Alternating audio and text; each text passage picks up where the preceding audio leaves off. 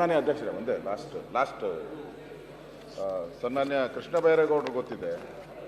ನಮ್ದೇನಾಗಿದೆ, ಈಗಾಗಲೇ ನಮ್ಮ ಮಾನದಂಡ ಏನಿದೆ GSDP 3% ಇರಬೇಕು ಅಂತ ಇರೋದು, ಅದೆಲ್ಲರಿಗೂ ಗೊತ್ತಿದೆ. 3% ಇರಬೇಕು ಅಂತ.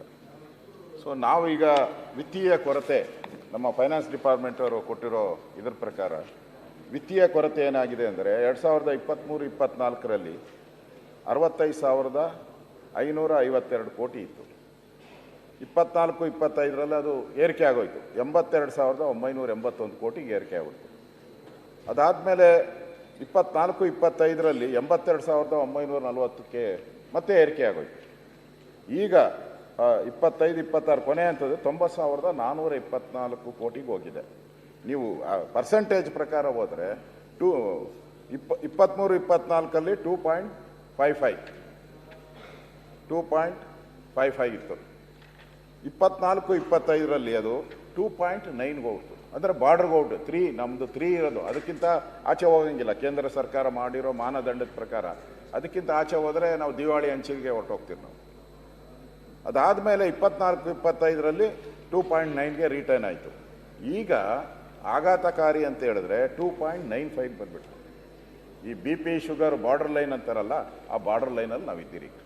ಅದರಿಂದ ರಾಜ್ಯದ ಆರ್ಥಿಕ ಪರಿಸ್ಥಿತಿ ಶೋಚನೀಯವಾಗಿ ಹೋಗೋವಂಥದ್ದಕ್ಕೆ ಆಗಬಾರ್ದು. ನಾವೇನಾದರೂ ಕ್ರಮ ತೆಗೆದುಕೊಂಡ್ರೆ ಮತ್ತೆ ನಮ್ದು, ಯಾಕಂದರೆ ಕರ್ನಾಟಕ ನಿಮ್ಗೆ ಗೊತ್ತಿದ್ದಂಗೆ ಇಡೀ ದೇಶದಲ್ಲಿ ನಾವು ಒಳ್ಳೆಯ ಸ್ಥಾನದಲ್ಲಿದ್ದೀರಿ. ಮಹಾರಾಷ್ಟ್ರ ಬಿಟ್ಟರೆ ನಾವು ಎಷ್ಟು ಟ್ಯಾಕ್ಸ್ ಕೊಡೋವಂಥದ್ದು ಇರ್ಬೋದು, ಎಲ್ಲದರಲ್ಲೂ ಆ ಮಾನದಂಡಗಳ ಒಳಗಡೆನೇ ಬಂದಿದ್ದೀರಿ ಇದುವರೆಗೂ. ನಾವು ಎಷ್ಟೇ ಕಷ್ಟ ಇದ್ರೂ ಕೂಡ ಆ ಮಾನದಂಡ, ಕೋವಿಡ್ ಒಂದು ಟೈಮ್ ಬಿಟ್ಟರೆ ಇನ್ನೆಲ್ಲ ಸಂದರ್ಭದಲ್ಲೂ ಕೂಡ ನಾವು ಆ ಕೇಂದ್ರ ಸರ್ಕಾರದ ಮಾನದಂಡ ಒಳಗಡೆ ಇದ್ದೀರಿ. ಈಗ ನಮ್ಮದು ಇರೋದು 2.95 ಬಂದ್ಬಿಟ್ಟಿದೆ.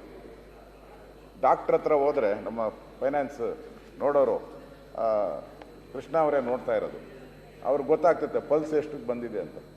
ಅದಕ್ಕೆ ಟ್ರೀಟ್ಮೆಂಟ್ ಏನಾನ ಬೇಕಲ್ಲ. 2.95 ಬಂದ್ಬಿಟ್ಟಿದೆ. ಅದನ್ನ ನೋಡ್ಕೊಂಡು ನೀವು ಈಗ ಇದೆಲ್ಲ ಮಣ್ಣೆ ಮಾಡ್ತಾ ಇರೋದು ಇನ್ನಷ್ಟು ಜಾಸ್ತಿ ಆಗ್ತಾ ಹೋಗ್ತಾ ಇದೆ. ಮಾನ್ಯ ಸಭಾಧ್ಯಕ್ಷರೇ, ಮಾನ್ಯ ವಿರೋಧ ಪಕ್ಷದ ನಾಯಕರಿಗೆ ಮತ್ತು ಸದನಕ್ಕೆ ಸ್ಪಷ್ಟವಾಗಿ ಹೇಳಲಿಕ್ಕೆ ಬಯಸ್ತೇನೆ, ಈ ವರ್ಷನೂ ಕೂಡ 3ರ ಮಿತಿಯ ಒಳಗಡೆ ಇರಬೇಕು ಅನ್ನುವಂಥದ್ದು ನಮ್ಮ ಸರ್ಕಾರದ ನಿಲುವಾಗಿದೆ. ಕೊನೆಯ ಗಳಿಗೆಯಲ್ಲಿ ಏನಾದರೂ ಹೆಚ್ಚು ಕಡಿಮೆ ಆಗಬಹುದೇನೋ ಅದನ್ನು ನಾನು ಹೇಳಲಿಕ್ಕಾಗ, ಆದರೆ ಸ್ಪಷ್ಟ ನಿಲುವು 3% ಒಳಗಡೆನೇ ಇಡಬೇಕು, 3ಅನ್ನು ದಾಟಬಾರದು ಅನ್ನುವಂಥದ್ದು ಮಾನ್ಯ ಮುಖ್ಯಮಂತ್ರಿಗಳ ನಿಲುವು ಆಗಿದೆ, ನಮ್ಮ ಸರ್ಕಾರದ ನಿಲುವಾಗಿದೆ. ಅಷ್ಟೇ ಅಲ್ಲ, ಒಟ್ಟು ಸಾಲಗಳು ಕೂಡ ಏನು FRBM ಆ್ಯಕ್ಟ್ ಪ್ರಕಾರ ಲಿಮಿಟ್ ಇದೆ, ಒಟ್ಟು ಸಾಲಗಳು ಕೂಡ ಆ ಲಿಮಿಟ್ ಒಳಗಡೆನೇ ಮೇಂಟೈನ್ ಮಾಡಬೇಕು ಅನ್ನುವಂಥದ್ದು. ಇವೆರಡೂ ವಿಷಯದಲ್ಲಿ ಮಾನ್ಯ ಮುಖ್ಯಮಂತ್ರಿಗಳು ಭಾಳ ದೃಢ ನಿಲುವನ್ನು ತೆಗೆದುಕೊಂಡಿದ್ದಾರೆ. ನನ್ನ ಪ್ರಕಾರ ಅದು ಲೈನ್ ಕ್ರಾಸ್ ಮಾಡೋದಿಲ್ಲ. ಏನೋ ಅನಿವಾರ್ಯ ಪರಿಸ್ಥಿತಿ ಹೇಳೋಕ್ಕಾಗೋದಿಲ್ಲ. ಆದರೆ ಇವತ್ತಿನ ನಮ್ಮ ನಿಲುವಿನಲ್ಲಿ ಒಟ್ಟು ಸಾಲ ಮತ್ತು ಈ ವರ್ಷದ ಸಾಲ ಎರಡೂ ವಿತಿನ್ ದ FRBM ರೇಂಜಲ್ಲೇ ಇಡಬೇಕು ಅನ್ನುವಂಥದ್ದು ನಮ್ಮ ನಿಲುವಾಗಿದೆ. ಆದರೆ ಸದನದ ಗಮನಕ್ಕೆ, ಈಗ ದೇಶದಲ್ಲಿ ಒಂದು 20 ರಾಜ್ಯಗಳು ಇದನ್ನು ಅನುಸರಣೆನೇ ಮಾಡ್ತಾ ಇಲ್ಲ. ಅವರೆಲ್ಲ 3%ಗಿಂತ ಹೆಚ್ಚು ವರ್ಷ ಸಾಲ ಮಾಡ್ತಾ ಇದ್ದಾರೆ. ಒಟ್ಟು ಸಾಲಗಳು 30-40%ಗೆ ಹೊಟ್ಟೋಗಿದೆ. ದುರಂತ ಏನು ಅಂದರೆ, ಹಣಕಾಸು ಆಯೋಗದವರು ಅವರಿಗೆ ವಿಶೇಷ ಅನುದಾನ ಕೊಡ್ತಾರೆ. ಸೊ ಈ FRBM ಅನ್ನು ವೈಲೇಟ್ ಮಾಡಿದ್ದಕ್ಕೆ ಪ್ರೋತ್ಸಾಹಧನ, ನಾವು FRBಯನ್ನು ಫಾಲೋ ಮಾಡಿದ್ದಕ್ಕೆ ಇಷ್ಟು ವರ್ಷ ನಮಗೆ 0.01% ಅಷ್ಟು ವೆಯ್ಟೇಜ್ ಇಲ್ಲ. ನಮಗೆ ಕಾನೂನನ್ನು ಪಾಲನೆ ಮಾಡಿದ್ದಕ್ಕೆ ಇನ್ಸೆಂಟಿವ್ ಇಲ್ಲ. ಕಾನೂನು ಉಲ್ಲಂಘನೆ ಮಾಡಿ ಯದ್ವಾ ತದ್ವಾ ಸಾಲ ಮಾಡಿದವ್ರಿಗೆ ರೆವಿನ್ಯೂ ಡಿಫಿಸಿಟ್ ಗ್ರ್ಯಾಂಟ್ ಅಂತ ಒಂದು ಕೊಡ್ತಾರೆ ಫೈನಾನ್ಸ್ ಕಮಿಷನ್ ಅವರು. ಅವರಿಗೆಲ್ಲ ಯಾವ ರಾಜ್ಯಗಳಿಗೆ, ಬೇರೆ ರಾಜ್ಯಗಳಿಗೆ 15th ಫೈನಾನ್ಸ್ ಕಮಿಷನಲ್ಲಿ ಅನ್ಯಾಯ ಆಯಿತು, ಅವರಿಗೆ ಭಾಗಶಃ ರೆವಿನ್ಯೂ ಡಿಫಿಸಿಟ್ ಗ್ರ್ಯಾಂಟಲ್ಲಿ ಸ್ವಲ್ಪ ಮೇಕಪ್ ಆಗಿದೆ. ಅಲ್ಲೂ ಒಡಿಸ್ಕೊಂಡು ಇಲ್ಲೂ ಒಡಿಸ್ಕೊಂಡಿದ್ದು ಅಂದರೆ ಕರ್ನಾಟಕನೇ. ನಮಗೆ ರೆವಿನ್ಯೂ ಡಿಫಿಸಿಟ್ ಗ್ರ್ಯಾಂಟು ಬರೀ 1,700 ಕೋಟಿಯನ್ನು ಕೊಟ್ಟಿದ್ದಾರೆ. ಬೇರೆ ರಾಜ್ಯಗಳಿಗೆ 20,000 ಕೋಟಿ ವರೆಗೂ ರೆವಿನ್ಯೂ ಡಿಫಿಸಿಟ್ ಗ್ರ್ಯಾಂಟ್ ಕೊಟ್ಟಿದ್ದಾರೆ. ಯಾಕೆ ರೆವಿನ್ಯೂ ಡಿಫಿಸಿಟ್ ಗ್ರ್ಯಾಂಟ್ ಕೊಟ್ಟರು ಅಂದರೆ ಅವರು ವರ್ಷ ವರ್ಷ ಮಿತಿಯನ್ನ ಮೀರಿ ಬಾರೋ ಮಾಡಿದ್ದಾರೆ. ಈಗ ನೋಡಿ, ನಾವು ಶಿಸ್ತು ಪಾಲನೆ ಮಾಡಿ V end up as losers. ಇದು ವಿಪರ್ಯಾಸ. ನಾವು ಇದನ್ನ ಫೈನಾನ್ಸ್ ಕಮಿಷನ್ಗೆ ಹೇಳಿದ್ವಿ, ಇಲ್ಲ ಅದು ಕೊಡಬೇಡಿ, ಇಲ್ಲ ಅಂದ್ರೆ ಯಾರು ಡಿಸಿಪ್ಲಿನ್ಡ್ ಆಗಿದ್ದಾರೆ ಅವ್ರಿಗೂ ಇನ್ಸೆಂಟಿವ್ ಕೊಡಿ ಅಂತ. ಇದು ಹೋದ ಫೈನಾನ್ಸ್ ಕಮಿಷನ್ಗೂ ಹೇಳಿದ್ವಿ, ಈ ಬಾರಿನೂ. ಆದ್ರೆ ಅದೊಂಥರ ಅವರು ದಪ್ಪ ಚರ್ಮದ ಮೇಲೆ ಮಳೆ ಹೊಡೆದಂಗೆ ಆಗಿದೆ. ಆದ್ರೂ ಕೂಡ ಎನಿವೆ ದಟ್ ಅಸೈಡ್, ಇದನ್ನ ವಿತ್ ಇನ್ ದ ಲಿಮಿಟ್ ಇರೋದಕ್ಕೆ ಸರ್ಕಾರ ಈಗ ಕೇಂದ್ರ ಸರ್ಕಾರ ಬಿಜೆಪಿ ಫೈನಾನ್ಸ್ ಕಮಿಷನ್ ಇಲ್ಲ, ಫೈನಾನ್ಸ್ ಕಮಿಷನ್ ಬಿಜೆಪಿ ಇದ್ದಾಗೂ ಇತ್ತು, ಕಾಂಗ್ರೆಸ್ ಇದ್ದಾಗೂ ಇತ್ತು. ನಿಮಗೂ ಗೊತ್ತಿದೆ, ಅವ್ರಿಗೂ ಗೊತ್ತಿದೆ. ಈ ಶಾಲೆಗಳಲ್ಲಿ ಅವರೆಲ್ಲ ಫಸ್ಟ್ ಕ್ಲಾಸ್ ಬಂದ್ಬಿಡ್ತಾರೆ. ಫಸ್ಟ್ ಕ್ಲಾಸ್ ಬಂದ್ಬಿಟ್ಟು ಇರ್ತಾರೆ. ಮೇಷ್ಟ್ರು ಯಾರ ಕಡೆ ಗಮನ ಕೊಡಬೇಕು? ಮೇಷ್ಟ್ರು ಕಡಿಮೆ ಬಂದಿರೋನಿಗೆ ಸ್ಪೆಷಲ್ ಕ್ಲಾಸ್ ಬಿಟ್ಟ ಮೇಲೆ 5 ಗಂಟೆ ಆದ್ಮೇಲೆ ಬಾಪ ನಿನ್ಗೆ ಇಂಗ್ಲಿಷ್ ಹೇಳ್ಕೊಡ್ತೀನಿ, ಮ್ಯಾಥ್ಸ್ ಹೇಳ್ಕೊಡ್ತೀನಿ, ಇದು ಡಲ್ ಅಂತ ಮಾಡೇ ಮಾಡ್ತಾರೆ. ಕೇಂದ್ರ ಸರ್ಕಾರ ಮಾಡ್ತೈತೆ. ಇದು ನಮ್ಮ ಸರ್ಕಾರ ಅಂತಲ್ಲ, ಬಿಜೆಪಿ ಎಲ್ಲಾ ಸರ್ಕಾರನೂ ಹಾಗೆ ಮಾಡಿದೆ. ಅದರಿಂದ ನಾನು ಹೇಳೋವಂಥದ್ದು, ನಿಮ್ಮ ಸಾರ್ವಜನಿಕ ಋಣ ಏನಿದೆ ಒಟ್ಟು ಜಮೆ, ಈಗ ಅವ್ರೇನ್ ಈಗ 4 ಬೈರೇಗೌಡರು ಏನ್ ಹೇಳ್ತಾರೆ, ಇದು ಎಕ್ಸಾಮ್ ಬರೋದೇ ಪಾಸ್ ಮಾಡ್ತಾರೆ ಅಂತ ಹೇಳಿ.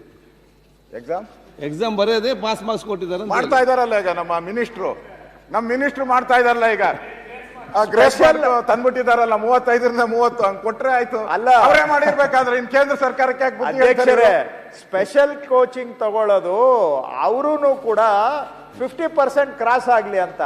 ನೀವು ಜಾಸ್ತಿ ಸ್ಪೆಷಲ್ ಕೋಚಿಂಗ್ ಕೊಟ್ಟಷ್ಟು ನಾನು 30% ಅಲ್ಲೇ ಇರ್ತೀನಿ ಅಂತ ಹೇಳಿದ್ರೆ ಅಲ್ಲಿಗೆ ಸ್ಪೆಷಲ್ ಕೋಚಿಂಗಿಗೆ ಅರ್ಥ ಏನು ಉಳಿತು?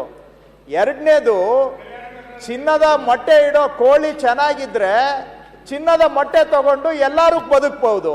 ಚಿನ್ನದ ಮೊಟ್ಟೆ ಇಡೋ ಕೋಳಿ ಕತ್ತನ್ನೇ ಇಸಿಕ್ಬಿಟ್ರೆ ನಾಳೆ ಎಲ್ಲಿಂದ ಉತ್ಪಾದನೆ ಆಗ್ಬೇಕು ಆದಾಯ? ಚಾಣಕ್ಯ ಏನ್ ಹೇಳ್ದ? ದುಂದುಬಿ ಯಾವ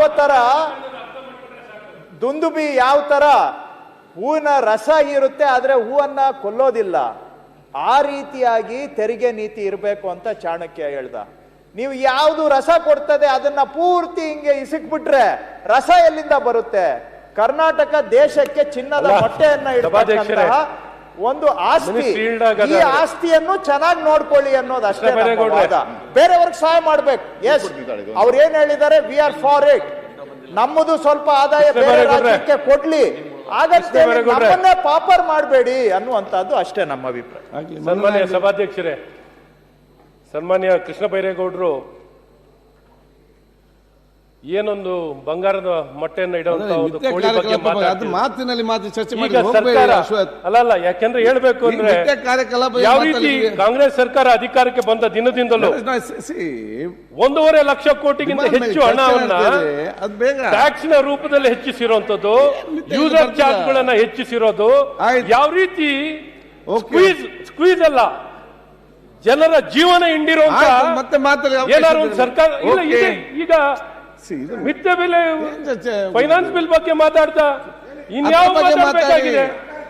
ಅಲ್ಲ, ಸರ್ಕಾರದ ಮುಜುಗರ ಅಲ್ಲ ಪಾಪ. ಅವ್ರು ಹೇಳ್ತಾ ಇದ್ರು ಅಲ್ಲ, ಒಂದು ಟ್ಯಾಕ್ಸ್ ಅನ್ನು ಏರಿಸಲಿಕ್ಕೆ, ನಾನು ಕೇಳೋದು, ಒಂದು ಟ್ಯಾಕ್ಸ್ ಅನ್ನು ಏರಿಸಲಿಕ್ಕೂ ಒಂದು ಇತಿಮಿತಿ ಇದೆ. ಯಾವ ರೀತಿ ಅಧಿಕಾರವನ್ನ ಅಬ್ಯೂಸ್ ಮಾಡಿಕೊಂಡು ಟ್ಯಾಕ್ಸ್ ಅನ್ನು ಹೆಚ್ಚಿಸಿರುವಂತದ್ದಾಗ್ಲಿ, ಯೂಸರ್ ಫೀಗಳನ್ನು ಹೆಚ್ಚಿಸಿರುವಂತದ್ದು ಯಾವುದು ಸಸ್ಟೇನ್ ಆಗ್ಲಿಕ್ಕಾಗಲ್ಲ. ಮಿತಿ ಮೀರಿ ಏನು ಅಧಿಕಾರಕ್ಕೆ ಬಂದಿದೆ ಅನ್ನೋಂಥ ಒಂದು ಹೆಸರಿನಲ್ಲಿ, ಗ್ಯಾರಂಟಿಗೆ ಎಷ್ಟು ಹಣ ಖರ್ಚು ಮಾಡಿದ್ದಾರೆ, ಇವ್ರು ಟ್ಯಾಕ್ಸ್ ಎಷ್ಟು ಹೆಚ್ಚು ಮಾಡಿದ್ದಾರೆ, ಯೂಸರ್ ಫೀ ಎಷ್ಟು ಹೆಚ್ಚು ಮಾಡಿದ್ದಾರೆ, ನೀವು ನೋಡ್ರೆ it is beyond guarantee. 3 guarantee ಕೊಡ್ಬೋದು, ಅಷ್ಟು ಹೆಚ್ಚಿಸಿದ್ದಾರೆ. ಇನ್ನೊಂದು ಯೂನಿವರ್ಸಿಟಿ ಬಗ್ಗೆ ಮಾತಾಡ್ತಿದ್ರು ಅವರು. ಪ್ರಾಬ್ಲಿ ಅವ್ರಿಗೆ ಹೈಯರ್ ಎಜುಕೇಶನ್ ಅಥವಾ ಯೂನಿವರ್ಸಿಟಿ ಬಗ್ಗೆ ಗೊತ್ತಿದೆಯೋ ಇಲ್ವೋ, ಸಂಪೂರ್ಣವಾಗಿ ಪೆನ್ಷನ್ ಹಣ ಕೊಡೋ ಜವಾಬ್ದಾರಿ ಸರ್ಕಾರದ್ದು. ಸಂಬಳ ಕೊಡುವಂಥದ್ದು, ಪೆನ್ಷನ್ ಕೊಡುವಂಥದ್ದು ಯೂನಿವರ್ಸಿಟಿಯಿಂದ ಕೊಡೋದಲ್ಲ.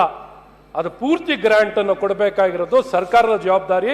ಸರ್ಕಾರ ಯಾವ್ಯಾವ ಪೋಸ್ಟ್ ಗ್ರಾಂಟ್ ಮಾಡಿದಾರಲ್ಲ, ಆ ಗ್ರಾಂಟ್ ಮಾಡಿರುವಂಥದ್ರಲ್ಲಿ 50% ಮಾತ್ರ ಇವತ್ತು ಕೆಲಸ ಮಾಡ್ತಿರುವಂಥದ್ದು. ಇನ್ನು 50% ಪೋಸ್ಟ್ ವೇಕೆಂಟ್ ಇದೆ. ಆ 50% ನಲ್ಲಿ ಗ್ರಾಂಟ್ ಆಗಿ ಸ್ಯಾಂಕ್ಷನ್ ಆಗಿರುವಂಥದ್ದಕ್ಕೆ ಸಂಬಳ ಕೊಡ್ಲಿಕ್ಕೆ ಕಷ್ಟಪಡ್ತಾರೆ, ಪೆನ್ಷನ್ ಕೊಡ್ಲಿಕ್ಕೆ ಕಷ್ಟಪಡ್ತಾರೆ. ಯೂನಿವರ್ಸಿಟಿ ವಿಭಜನೆ ಆಗಿರುವಂಥದ್ದು ಯಾವುದು ವಯಬಲ್ ಇರಲಿಲ್ಲ, ಚಾಲೆಂಜಸ್ ಯಾವ್ದಿತ್ತು ಅದನ್ನ ಲೀನ್ ಮಾಡೆಲ್ ನಲ್ಲಿ ಮ್ಯಾನೇಜ್ ಮಾಡಲಿಕ್ಕೆ ಯೂನಿಫೈಡ್ ಡೇಟಾ ಅಂತ ಅನ್ನುವಂಥ ಒಂದು ಪ್ಲಾಟ್ಫಾರ್ಮ್ ನ ಬಿಲ್ಡ್ ಮಾಡಿ ಮಿನಿಮಲ್ 2 ಕೋಟಿನೆಲ್ಲ 1 ರೂಪಾಯಿ ಕೊಟ್ಟಿಲ್ಲ ಹೊಸ ಯೂನಿವರ್ಸಿಟಿ